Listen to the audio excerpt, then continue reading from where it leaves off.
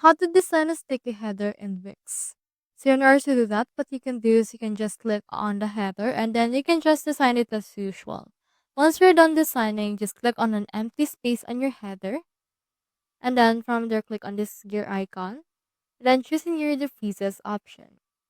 Now once you have actually added that, next thing we need to do is to just click onto this three dots, which is the more action, and then from in there click on this header design option. Now in here we have the scroll option and make sure to set it to all of these things right here. Now click on this pencil icon for the quick edit of the header. And then we have in here the paragraph, images, cart icon, and make sure that it's already been added right there.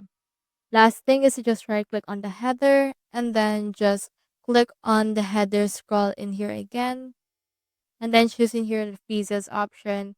But before you do that, you can actually just choose which one you want to as well. So that's how you design a sticky header in Wix. Hope you helped.